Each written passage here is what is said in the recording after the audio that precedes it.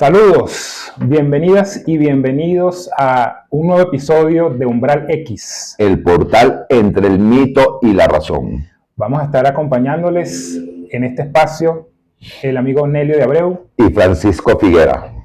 Bien, nosotros hoy queremos compartir con ustedes un tema bastante polémico, tiene que ver con el origen del mal, el origen del diablo. El diablo, Lucifer, Satanás, como cada quien lo quiera llamar. Exactamente. Y miren que da para bastante porque hay mucho que analizar al respecto. Hay mucho que analizar, aunque si te pones a ver, es bien simplificado, es bien redondito, o sea, no hay que irse tan profundo para saber de dónde viene ese Satanás. Sí, señor. Fíjense que la tradición dice, por ejemplo, que el mal es la ausencia del bien,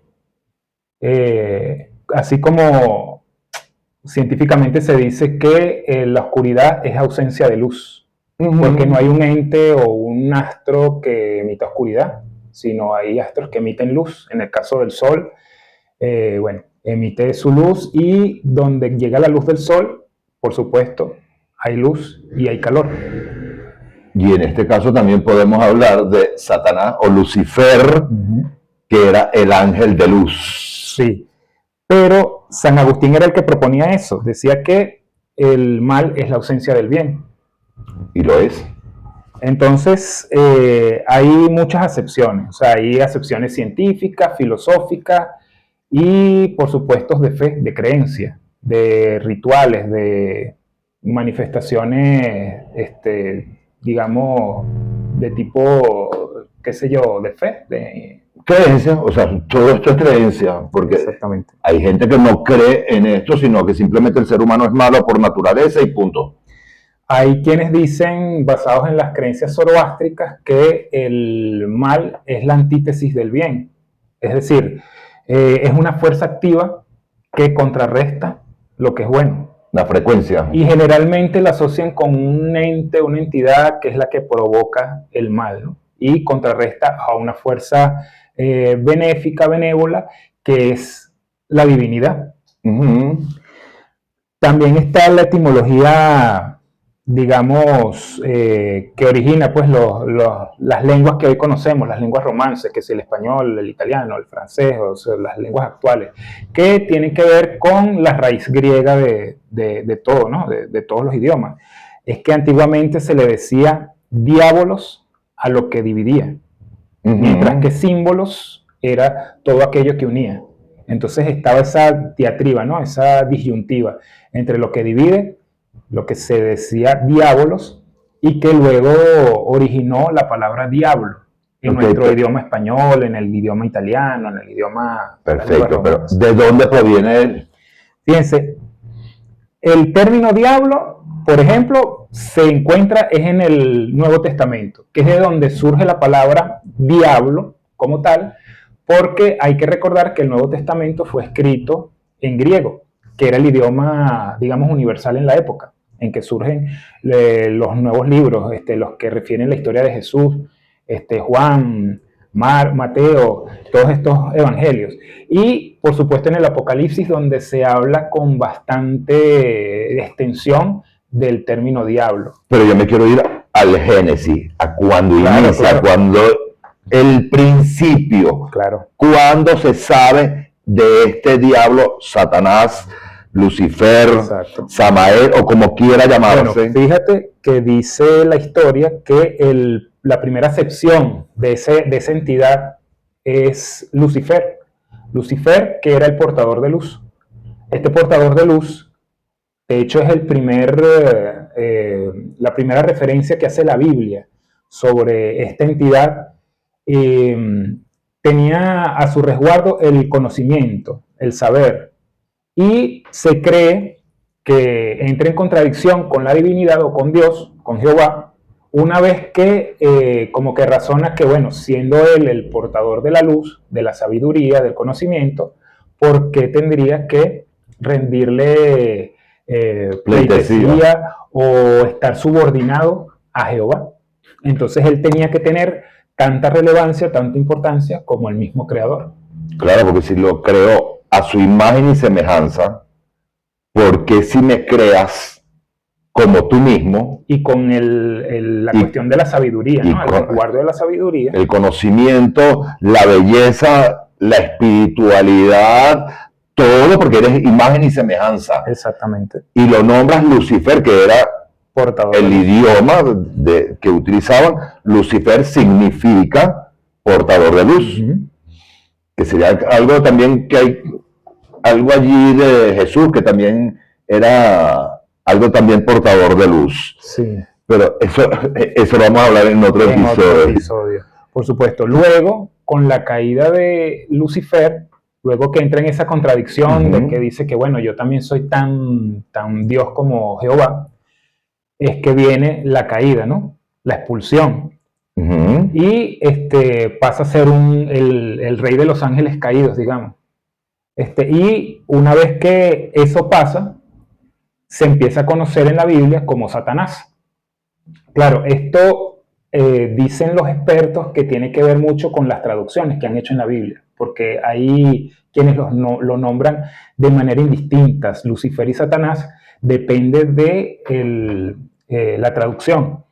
Dicen que Reina Valera lo nombra Lucifer indistintamente con Satanás y etcétera. Hay otras traducciones, pero lo cierto del caso es que una vez que él... Sí, porque en el Primer Testamento lo nombran de una manera y en el Segundo Testamento lo nombran de otra manera. Exactamente. En el Primer Testamento lo encontramos como Lucifer y como Satanás, pero es en el Nuevo Testamento donde lo encontramos como diablo. Pero antes de llegar allí, hay que decir que una vez que él cae de la gracia de Dios, que es expulsado del reino, digamos, de los cielos, él pasa a ser el adversario.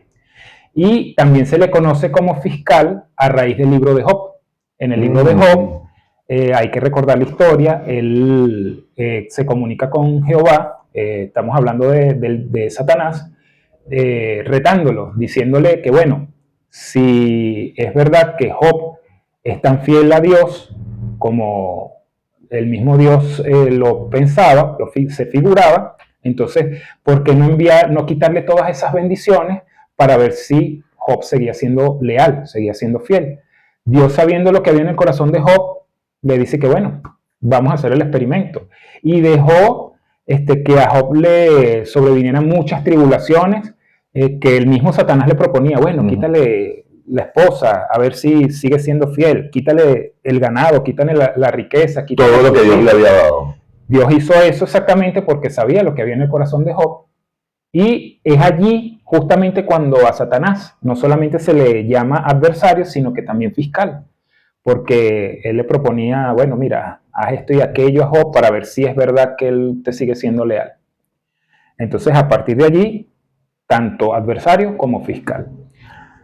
Luego... O sea, que lo estaba retando, claro, para demostrarle que si le quitas lo que ya le diste, él va a perder la fe. Exactamente. Okay. Entonces, antes de ir a la tercera acepción de Satanás, como lo conocemos actualmente, hay una historia que también habla del mal, y es la de Lilith. ¿Te acuerdas de ese mito hebreo? Supuestamente, antes de Eva, existió una mujer, la primera mujer de Adán, que ella fue hecha, al igual que Adán, del barro. Del mismo barro fueron creados los dos, porque de hecho en la Biblia lo dice, que fueron creados en el mismo día, tanto hombre como mujer. Y del mismo barro. Y del mismo barro. Entonces, llegó un momento en que Adán le pide a Lilith que se someta a él. Pero ella, visto que había nacido en las mismas circunstancias que el primer hombre, ella dice que no, yo no te tengo por qué estar subordinada a ti.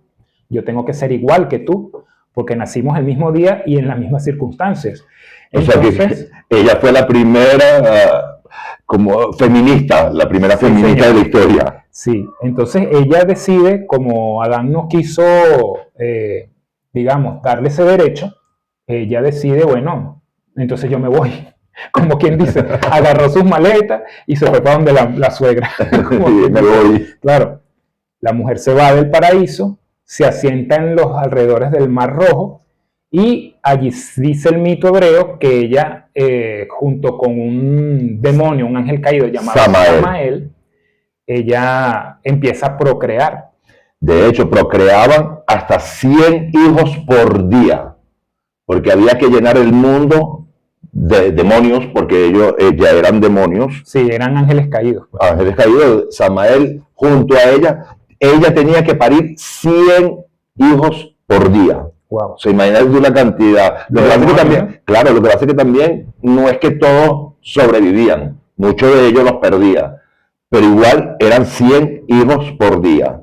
Y como ella tampoco aceptó la subordinación que le estaba imponiendo Adán, ella un buen día dijo, me voy, se fue de esto y su familia aparte. Montó su kiosco aparte. Sí, señor. Pero entonces es cuando viene otra vez Dios, al ver la soledad de Adán, y le crea otra mujer ahora de una parte del cuerpo de Adán, que es la costilla de Adán, y crea a Eva. Y por eso es que la mujer, según la tradición bíblica, está subordinada al hombre, porque no fue creada del mismo barro, ni en las mismas circunstancias que Adán, sino de una parte del propio Adán, o sea, de las costillas. En este caso, entonces, la mujer empieza a ser una subordinada del hombre, que es lo que tradicionalmente, históricamente, antiguamente.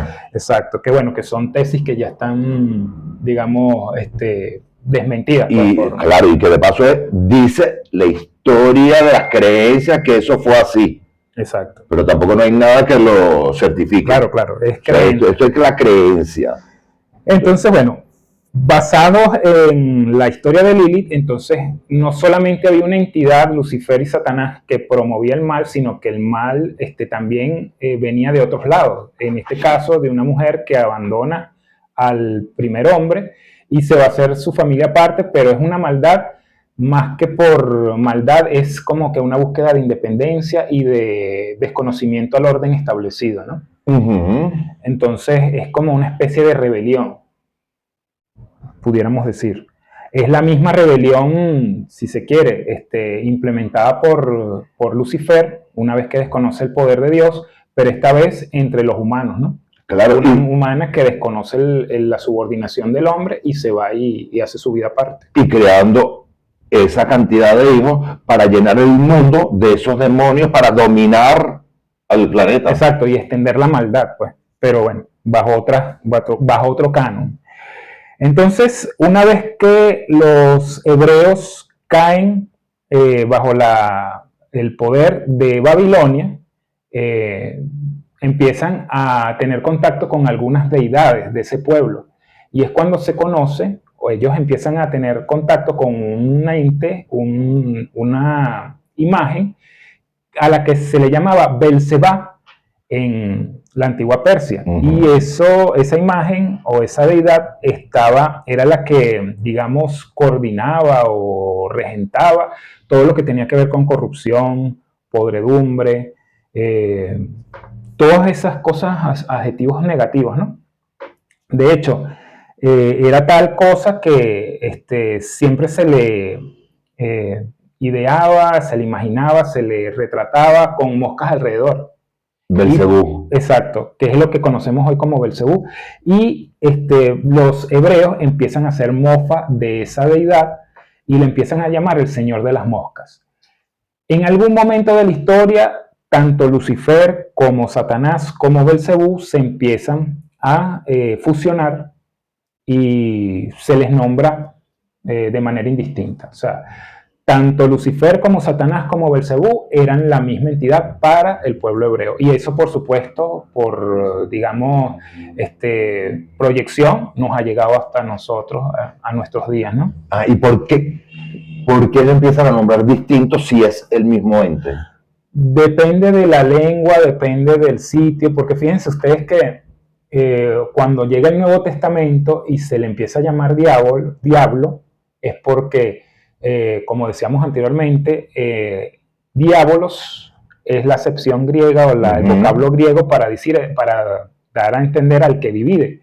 Entonces, como el diablo era adversario, era el rebelde, era el ente que traía podredumbre, que traía el que separaba corrupción y decadencia.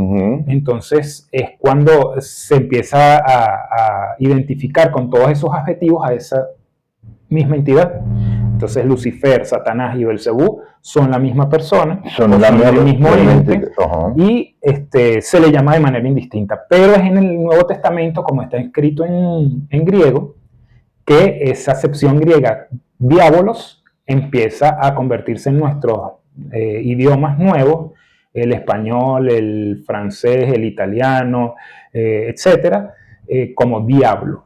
Entonces diablo era sinónimo de Lucifer, Satanás y Belcebú. Y trayéndolo a esta época, o sea, todavía hoy en día se utilizan todos esos nombres, siendo el mismo ente. Siendo el mismo ente.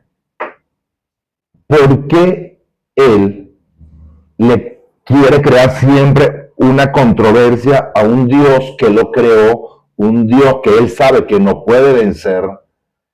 ¿Por qué él quiere seguir dándole batalla? Y siempre se ha dicho que vendrá el final, el apocalipsis, todo este cuento, donde vendrá la verdadera lucha entre el bien y el mal, entre Dios y Satanás, o el diablo, o Lucifer, como lo quieran llamar. ¿Por qué? Bueno, yo creo que lo que pasa aquí es que hay algunas referencias filosóficas, referencias, digamos, psicológicas, y que se distancian un poco de la parte que ya veníamos hablando histórica, ¿no? De cuando se empieza a hablar de Lucifer, de Belcebú, del diablo, de Satanás. Por ejemplo, hay pensadores como Carl Jung, el suizo Carl Jung, que dice, por ejemplo, que el mal es una parte reprimida del ser humano.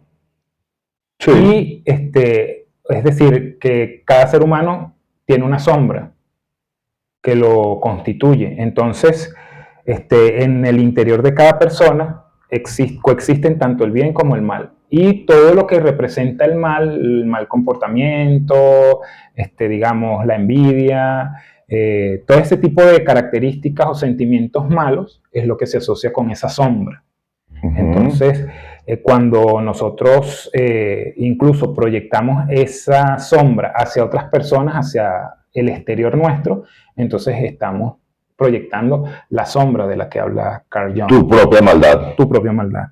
También hay otra acepción que es, por ejemplo, la banalidad del mal, propuesta por Hannah Arendt, una alemana estadounidense. Ella sale de Alemania tras la Segunda Guerra Mundial y se nacionaliza estadounidense. Allí ella propone que el mal no siempre es monstruoso, sino que es cometido por gente común que, digamos, por seguir órdenes, empieza a comportarse de manera inicua, ¿no? De mala manera. De pronto ella lo asocia a lo que pasaba con los nazis, ¿no? En la Alemania nazi, que muchos cometieron crímenes siguiendo órdenes del dictador, ¿no? Entonces, digamos que puede que en eso tenga... Y culpaban al mal. Exactamente.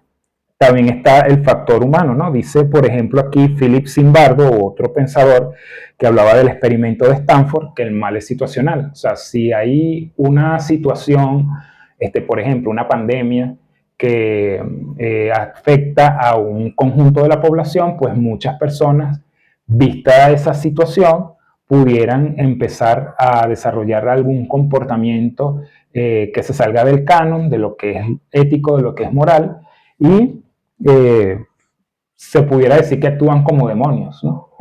Eso es una forma facilita de yo hago el mal, pero cuando yo lo hago, entonces no fui yo que lo hizo, sino yo culpo a un otro ente. A un tercero. A un tercero, o sea, yo hice esto, pero porque el diablo me susurró en el oído y me habló y yo cometí esto, pero no fui yo. Fíjate que eso lo ha explotado mucho Hollywood. No sé si saben que últimamente salió la cuarta película del Conjuro, ¿no? Y justamente, o mentira, la tercera película del Conjuro, que decir que el diablo me obligó.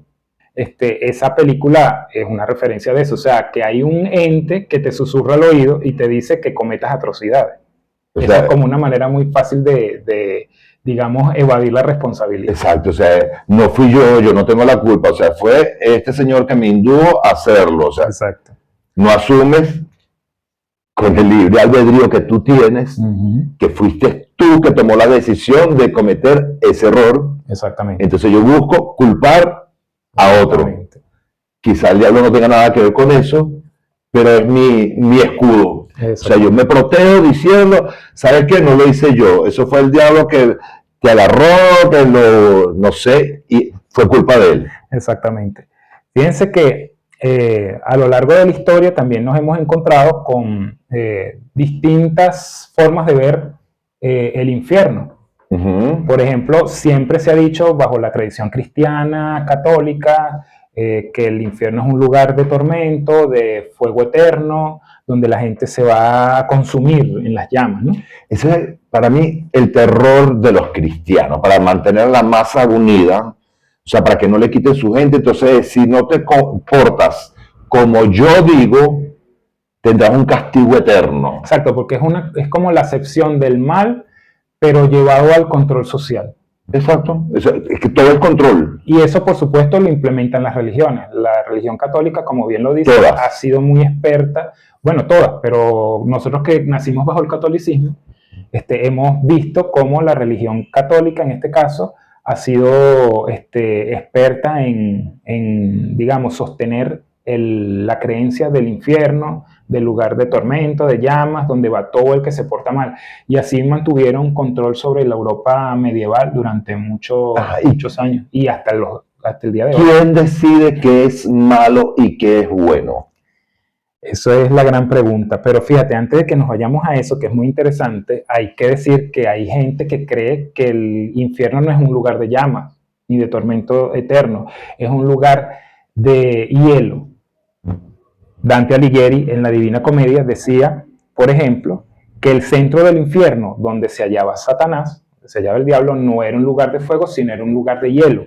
Y lo explicaba con la idea, con la, digamos, la proyección de que el mal absoluto es más bien frialdad e indiferencia. Bueno, es que yo no creo en nada que sea, como por ejemplo, yo no creo que una persona sea mala, o buena. Exacto.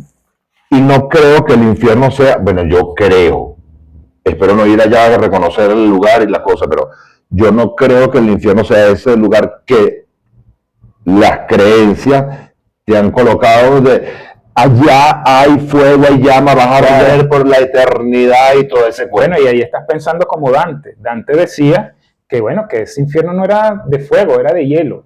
Y que como también puede ser que no, o sea, eso puede ser simplemente un lugar donde no hay nada, o es un lugar de castigo, una celda. Sí, una celda fría. Un lugar que haya frío, no sé, sí, pero sí.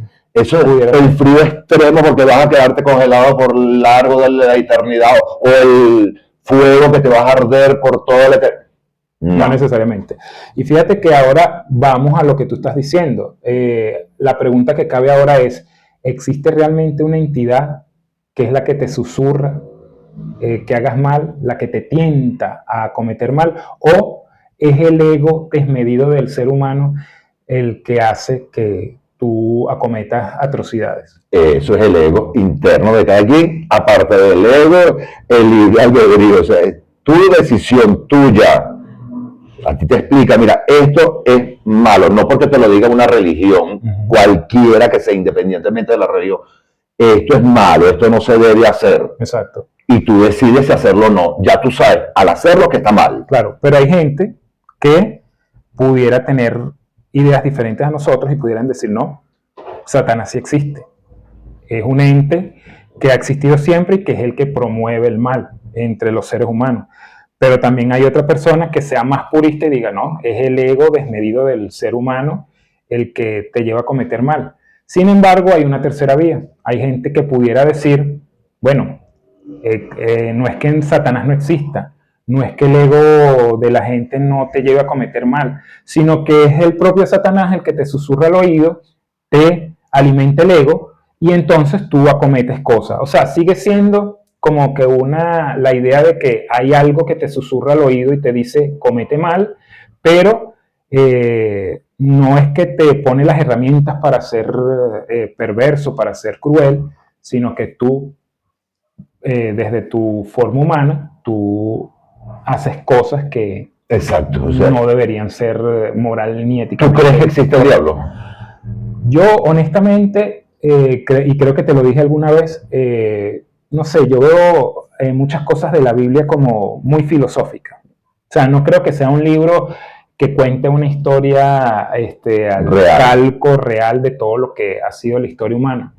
Más bien era un libro para llevar al pueblo hebreo a un comportamiento ético y moral determinado.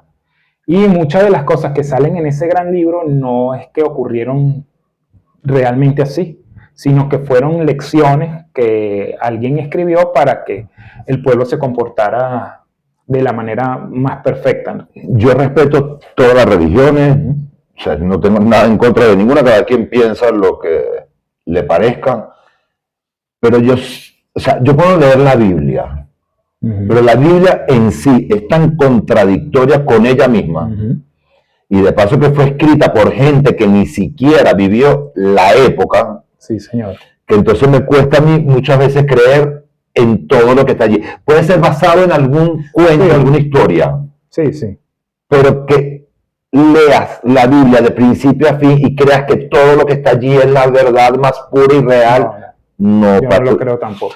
Porque entonces entra en un capítulo según tal santo o tal apóstol, y luego más adelante te consigues con otro apóstol hablando de lo mismo, y es otra cosa totalmente distinto a lo que aquel comentó. Bueno, pero es que fíjate qué pasa con el Nuevo Testamento. O sea, cada uno de los apóstoles a los que se le adjudica cada libro, te cuenta la misma historia de Cristo, pero bajo su versión. Y habrán algunos momentos en que tú digas, oye, pero en el libro, por ejemplo, de Mateo y Marcos, se refiere a la misma historia de Cristo, pero hay cosas que pueden ser contradictorias. Y lo puedes ver en otras religiones también. Sí, sí. O sea, hay un poco de cuentos que son cuentos, que en todas las religiones, o en varias religiones, para no decir todas, hay una mujer que parió en un pesebre un niño y en tal fecha, y entonces esa es la fecha de ese Dios que ellos van a creer.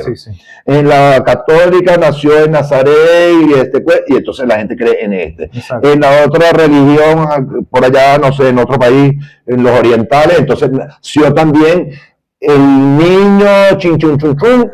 Sí. Pero entonces de una madre virgen que también, o sea, es el mismo cuento con otros nombres. Lo que pasa es que, cada civilización y cada religión le ha dado, digamos, su connotación. Sí, una connotación diferente a la cuestión de la natividad, ¿no? O no sé. Y tienen los mismos demonios. Tienen los mismos demonios haciendo lo mismo con otros nombres. Las tres religiones monoteístas, que si el cristianismo, el judaísmo y el islamismo, que vienen de la misma raíz, porque nacieron en el Medio Oriente, en la misma zona en la que nació el pueblo de Dios.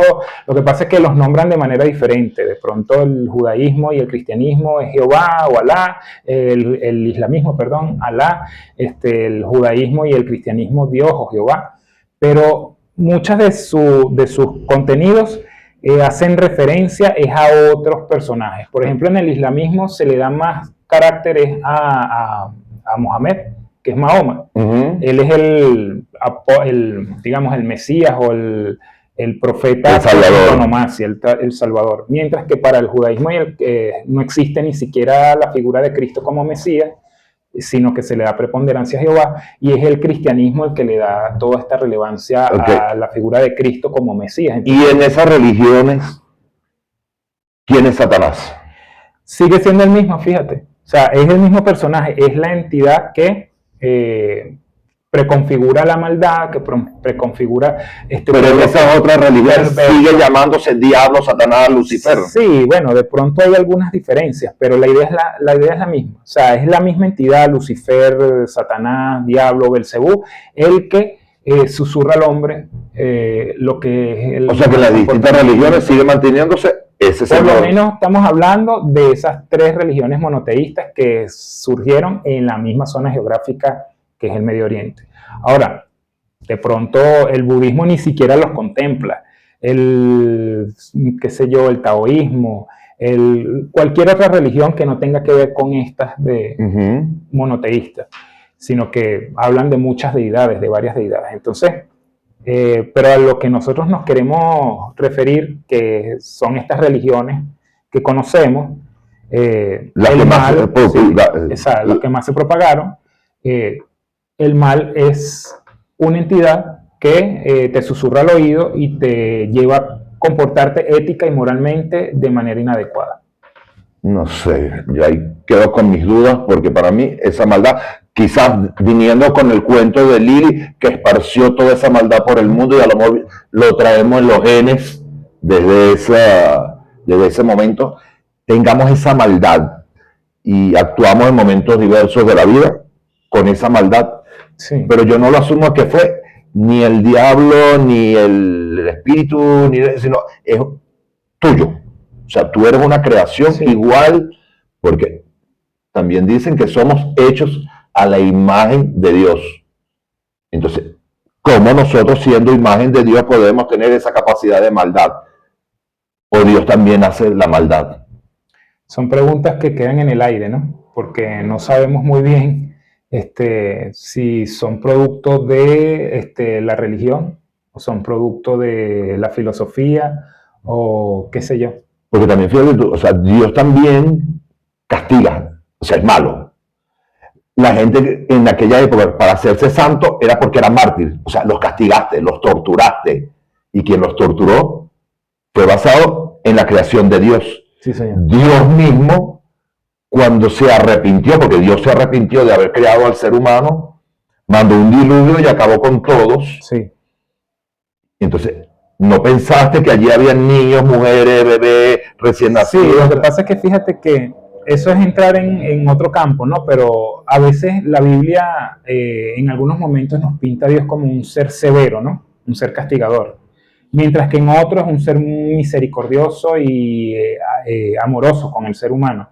Entonces, cuando tú hablas del Dios que castiga a los mártires, o que permite el castigo a los mártires, o que manda el diluvio universal para eliminar a la parte de la humanidad que él decidió que no debía seguir existiendo, entonces es el Dios castigador. Y si solo existiera Dios con los dos poderes y los dos lugares, wow, y Él es el que decide en qué momento soy bueno y en qué momento soy malo, yo soy el que te perdona por lo mismo que yo te mandé a hacer, porque yo soy el todo, soy el bien y soy el mal. Pero fíjate, esa es otra concepción del origen de la maldad. Pudiera ser que esa entidad a la que a veces le queremos echar la culpa de todos los males, el diablo, no exista como tal, sino que es una sola entidad que comparte las dos versiones. Yo me voy como que si fuera el yin y el yang, ¿no? Lo positivo y lo negativo en un solo cuerpo. Entonces, yo me voy por ese lado. Para mí, eso es para mí. Yo respeto la creencia de cada quien.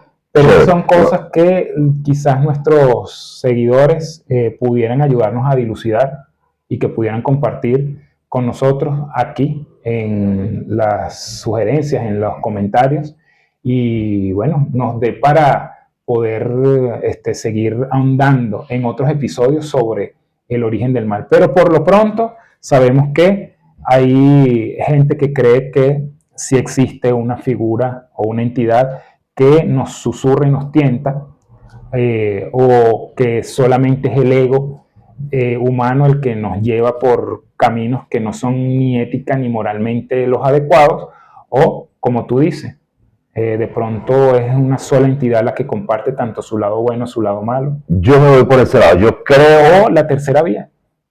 No sé, yo me quedo en este momento, ahorita. Yo me quedo que estamos en un juego de ajedrez donde está un solo jugador. Cuando quiero o me conviene, juego de este lado, y cuando no me conviene, me pongo del otro lado de la mesa y muevo las fichas.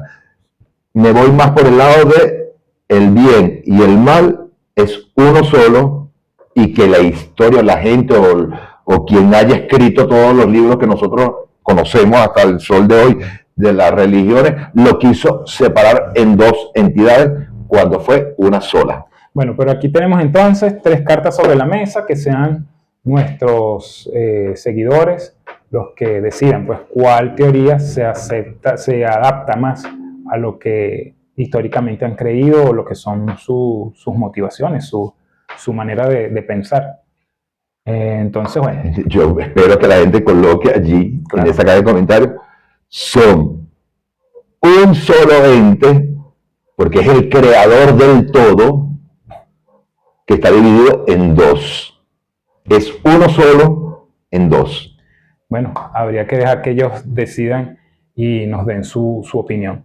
Entonces, bueno, hasta aquí nuestro umbral X del día de hoy. Esperemos que bueno, haya sido de su agrado y que, por supuesto, no dejen de comentarnos y de darnos su parecer sobre este tema y que podamos en el futuro seguir ahondando en él. Aquí vamos a estar esperándolos a través de ese portal. Vengan para descubrir qué hay entre el mito y la razón. Y la razón. Será hasta la próxima.